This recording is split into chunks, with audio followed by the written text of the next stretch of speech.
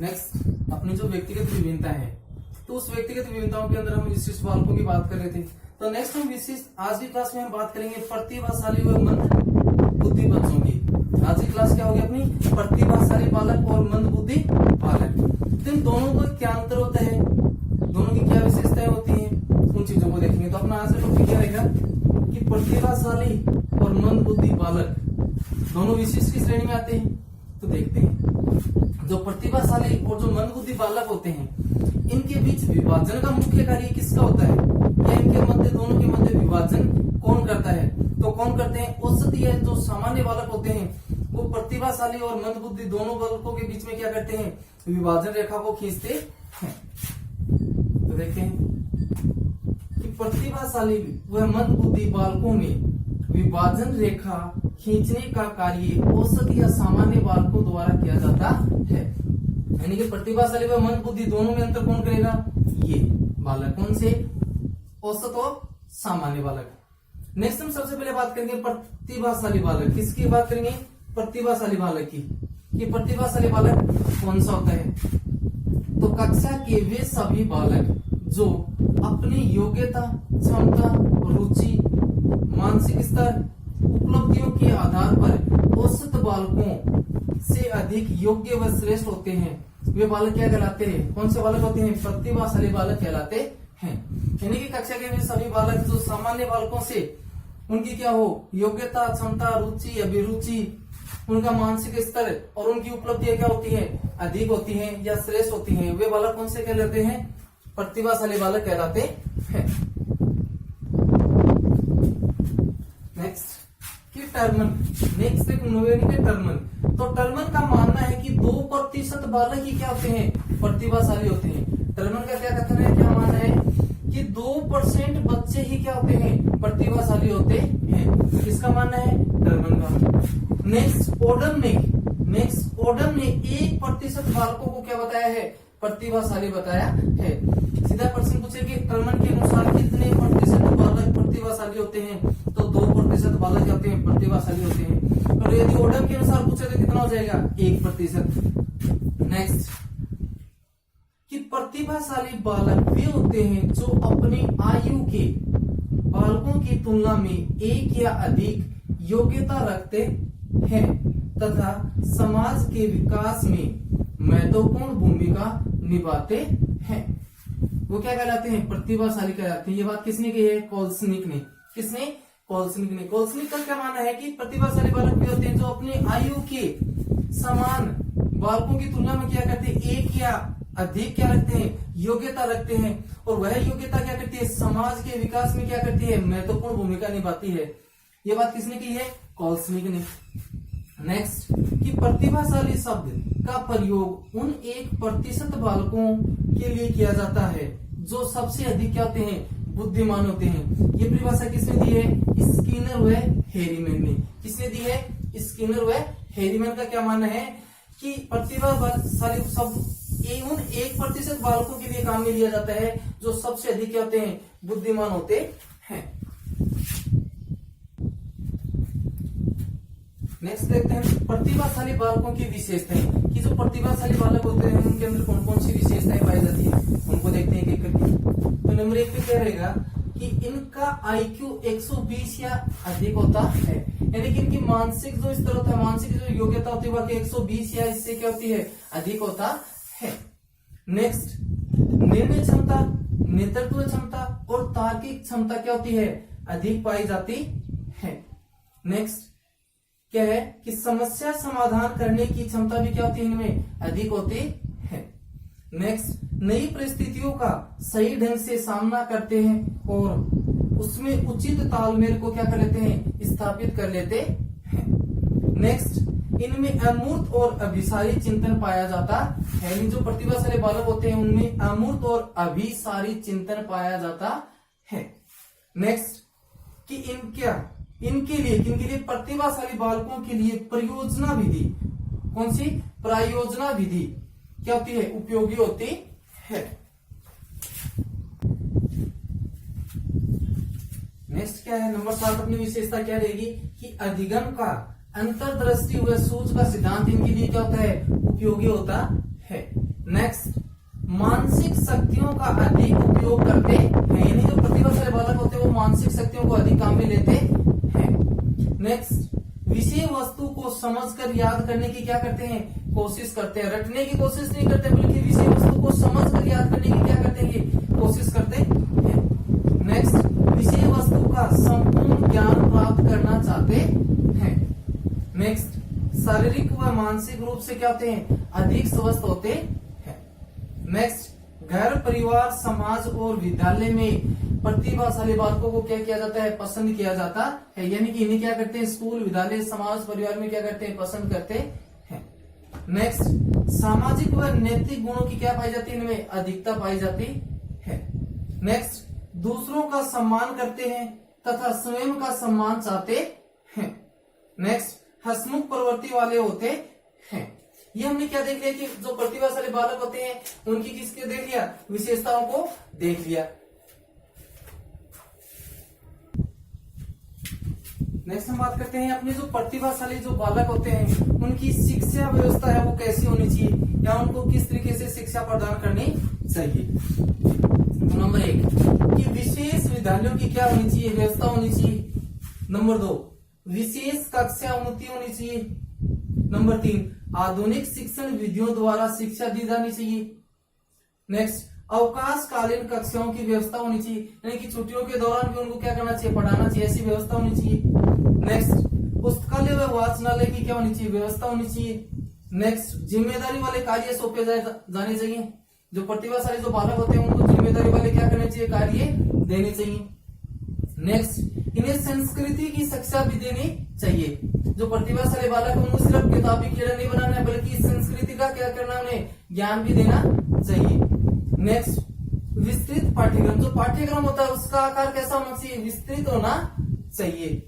और लास्ट की अपनी अमूर्त चिंतन वाले विषय की क्या होनी चाहिए, व्यवस्था होनी चाहिए। ये हमने क्या देखे हैं, जो प्रतिभाशाली जो बालक होते हैं उनकी शिक्षा व्यवस्था। नेक्स्ट हम बात करते हैं अपने मंद बुद्धि बालक या न्यून बुद्धि बालक। एक ही बात है, चाहे तो मंद बुद्धि बालक बोलो चाहे न्यून बुद्धि बालक, दोनों का क्या होता है, एक ही होता है। तो जो न्यून बुद्धि या जो मंद बुद्धि बालक होते हैं वो कौन से होते हैं, वो देखते हैं कि कक्षा के वे सभी बालक जो अपनी योग्यता, क्षमता, रुचि, मानसिक स्तर व उपलब्धियों के आधार पर औसत बालकों से नीचे रह जाते हैं उन्हें क्या कहते हैं, मंद बुद्धि बालक कहते हैं या मंद बुद्धि बालक कहलाते हैं। नेक्स्ट हम बात करते हैं मानसिक मंदता के स्तर। मंद बुद्धि के अंदर आता है मानसिक मंदता के स्तर। तो इसमें सबसे पहले आता है जड़ बुद्धि। क्या होता है, जड़ बुद्धि। और जड़ बुद्धि जो बालक होते हैं उनका आईक्यू क्या होता है, 25 से कम। उनका आईक्यू क्या होता है, 25 से कम होता है। नेक्स्ट अपना आता है मूढ़ बुद्धि बालक। जो मूढ़ बुद्धि बालक होते हैं उनका आईक्यू क्या होता है, 25 से 50 के मध्य। नेक्स्ट अपना था मूर्ख बुद्धि बालक। मूर्ख बुद्धि बालक, इनका आईक्यू क्या होता है, 50 से 70। और नेक्स्ट क्या था अपना सीमांत बुद्धि बालक। और जो सीमांत बुद्धि बालक होते हैं उनकी बुद्धि लब्धि कितनी होती है, उनका आईक्यू कितना होता है, 70 से 80 होता है। या डल माइंड, इंग्लिश में पूछ ले कि डल माइंड बालक की बुद्धि लब्धि कितनी होती है, तो डल माइंड में क्या आएगा, 80 से 90। तो क्या रहेगा अपना, 80 से 90 रहेगा। नेक्स्ट हम बात करते हैं मंद बुद्धि बालकों के प्रकारों की, कि मंद बुद्धि के बालकों के प्रकारों की। तो इसके प्रकारों के बारे में किसने बताया है, डॉक्टर परनोज ने। किसने बताया, मंद बुद्धि के प्रकारों का वर्गीकरण किसने किया है, डीएल परनोज ने। किसने किया है, डीएल परनोज ने। और इनकी एक पुस्तक है, डीएल परनोज की एक पुस्तक है, उस पुस्तक के अंदर इसके प्रकारों का क्या वर्णन किया गया। तो उस पुस्तक का नाम क्या है, बायोलॉजी ऑफ मेंटल डिफेक्ट। सीधा सा पूछ ले कि डीएल परनोज की पुस्तक का नाम क्या है, तो पुस्तक का नाम क्या है, बायोलॉजी ऑफ मेंटल डिफेक्ट। तो इस पुस्तक में इसने क्या है, मंद बुद्धि बालकों के प्रकार बताए हैं। Number 1 mongolism. Number 1 mongolism. Mongolism क्या होता है कि ये बालक है वो मंगोलिज्म प्रजाति के बालकों से क्या होते हैं, मिलते जुलते होते हैं।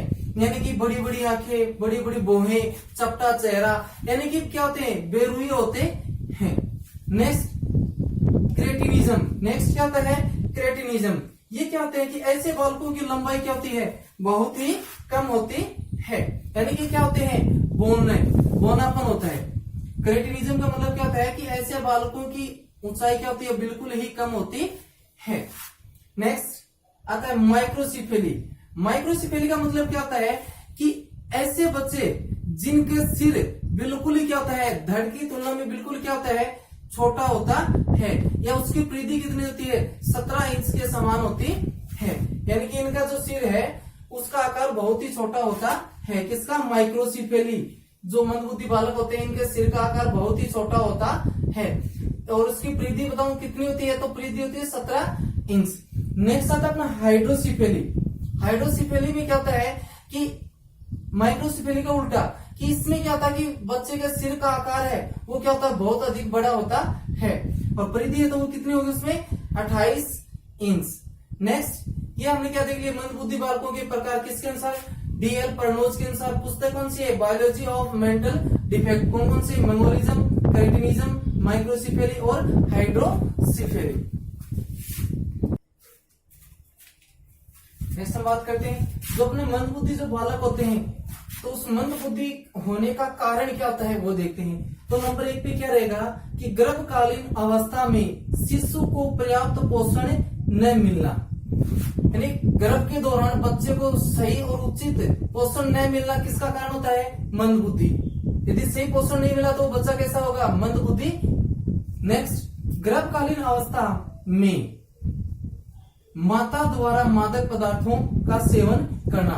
जब क्या है, माता क्या गर्भ से है, और यदि उस समय वो क्या करती है? मादक पदार्थों का सेवन करती है, तो पैदा होने वाला बच्चा कैसा होगा? मंदबुद्धि।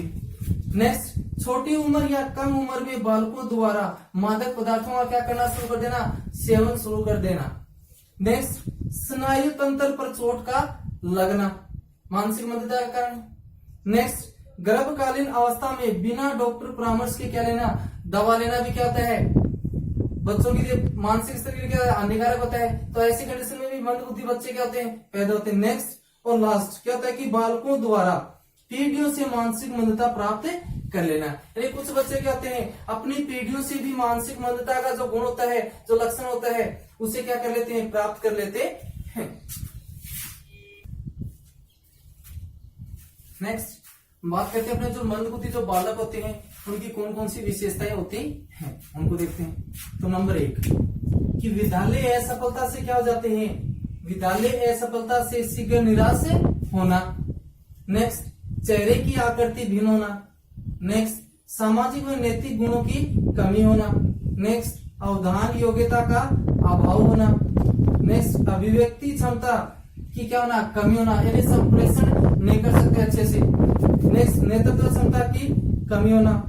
नेक्स्ट, कमजोर आत्मविश्वास, यानी कि खुद के ऊपर भी क्या नहीं होता, बच्चों को अपने आप पे भी विश्वास नहीं होता है। नेक्स्ट, IQ 70 से कम होना। नेक्स्ट, मानसिक शक्तियों का उपयोग न कर पाना। ये सभी किसकी विशेषताएं हैं? मंदबुद्धि बालकों की विशेषताएं हैं। नेक्स्ट विशेषता क्या है? नंबर 10 पे समस्या को देखकर घबरा जाना। जो मंदबुद्धि बालक होते हैं वो क्या करते हैं? किसी समस्या को देखकर क्या कर जाते हैं? शीघ्र ही घबरा जाते हैं। नेक्स्ट, मूर्त चिंतन पाया जाता है। मंदबुद्धि बालकों में कौन सा चिंतन पाया जाता है? मूर्त चिंतन पाया जाता है। और इनके लिए कौन सी विधि उपयोगी होती है? खेल विधि इनके लिए क्या होती है? उपयोगी होती है। नेक्स्ट, अधिगम का कौन सा सिद्धांत काम करेगा? तो अधिगम का प्रयास व त्रुटि सिद्धांत उपयोगी होता है। किनके लिए? मंदबुद्धि बालकों के लिए। नेक्स्ट, इनमें क्या पाई जाती है? इनमें रटने की प्रवृत्ति अधिक पाई जाती है। नेक्स्ट, नई परिस्थितियों में अपने आप को समायोजित नहीं कर पाते हैं। नेक्स्ट और लास्ट विशेषता क्या है इसकी? घर, परिवार, समाज व विद्यालय में दया का पात्र होता है। यानी कि जो मंदबुद्धि बालक होता है वो घर पर, समाज में, परिवार में और विद्यालय में क्या होता है? दया का पात्र होता है।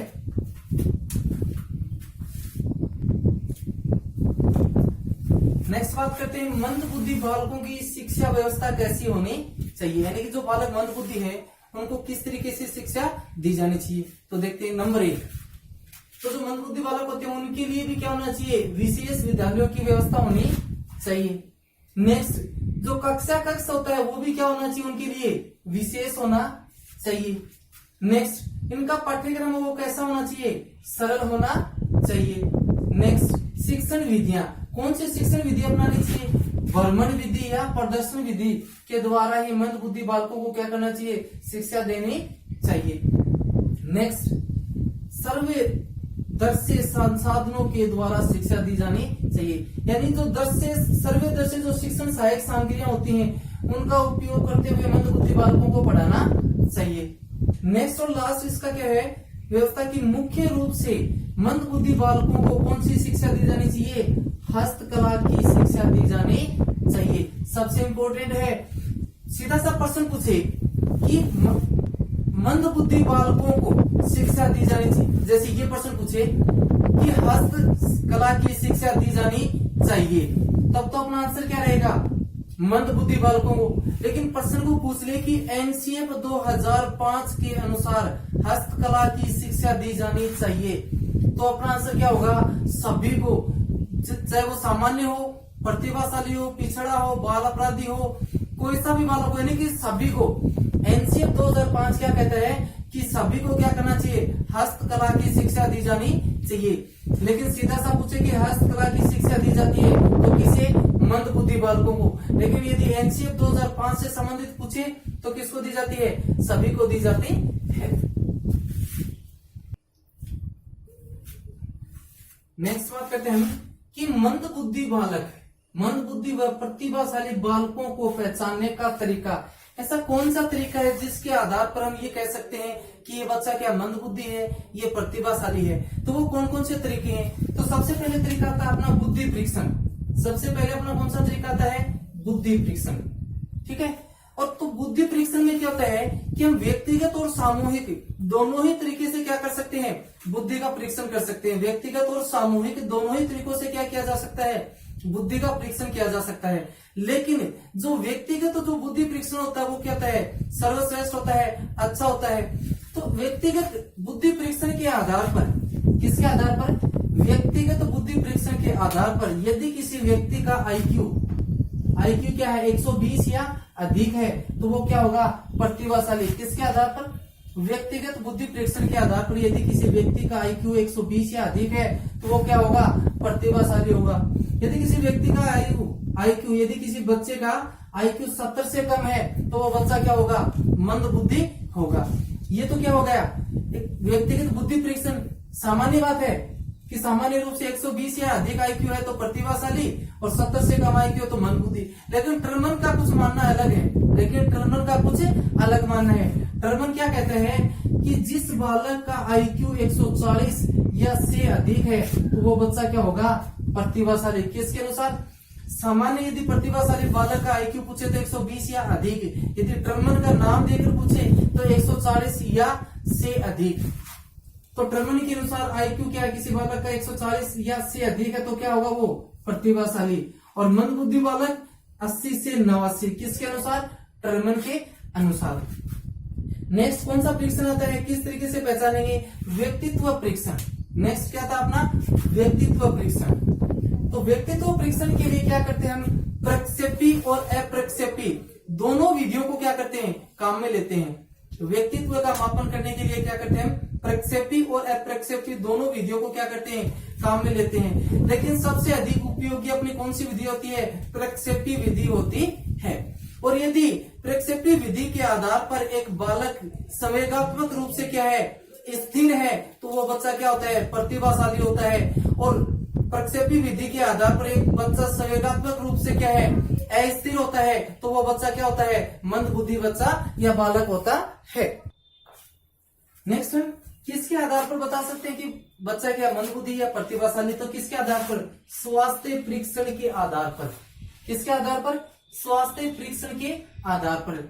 और जो स्वास्थ्य परीक्षण होता है वो इसमें क्या होता है कि इसमें बालक के शारीरिक और मानसिक दोनों को क्या किया जाता है, शामिल किया जाता है। जो बच्चा शारीरिक और मानसिक रूप से क्या है, स्वस्थ है, तो वो क्या करेगा, पढ़ने में रुचि लेगा। और यदि वो पढ़ने में रुचि लेगा तो वो बच्चा क्या हो जाएगा, प्रतिभाशाली बन जाएगा।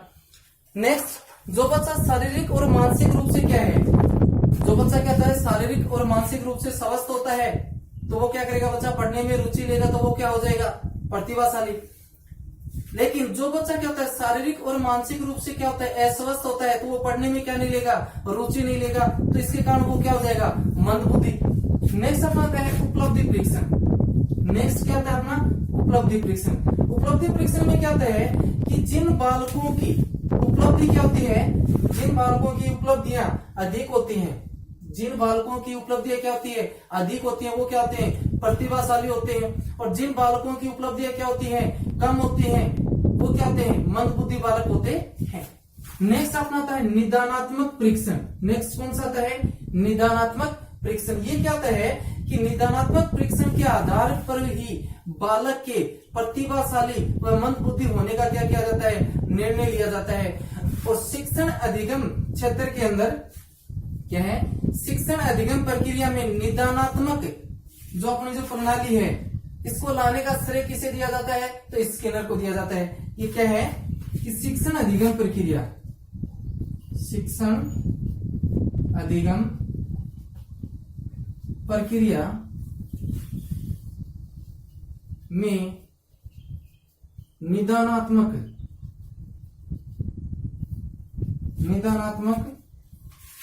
परीक्षणों को लाने का श्रेय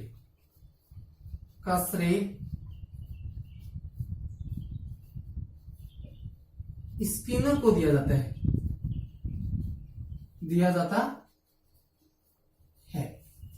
यानी कि जो निदानात्मक जो परीक्षण होते हैं, तो अपने जो शिक्षण अधिगम जो प्रक्रिया होती है, उस प्रक्रिया में निदानात्मक परीक्षणों को लाने का श्रेय किसे दिया जाता है, तो अपना आंसर क्या रहेगा, स्किनर को। किसे दिया जाता है, स्किनर को। सीधा सा प्रश्न पूछ ले कि शिक्षण अधिगम प्रक्रिया में निदानात्मक परीक्षणों को लाने का श्रेय किसे दिया जाता है, तो अपना आंसर क्या रहेगा, स्किनर। तो हमने देख लिए कि किस आधार पर हम ये तय कर सकते हैं, यानी कि मंदबुद्धि और प्रतिभाशाली बच्चों को पहचानने के तरीके कौन कौन से हमने वो देख लिए। तो आज की क्लास में हमने क्या देखा, मंदबुद्धि व प्रतिभाशाली बालक। तो आज की क्लास अपनी ये तक, कल फिर नेक्स्ट हम देखेंगे पिछड़े बालक। तो हमने कौन से हो गए, बाल अपराधी बालक हो गए, सृजनात्मक या सृजनशील बालक हो गए, मंदबुद्धि और प्रतिभाशाली बालक हो गए।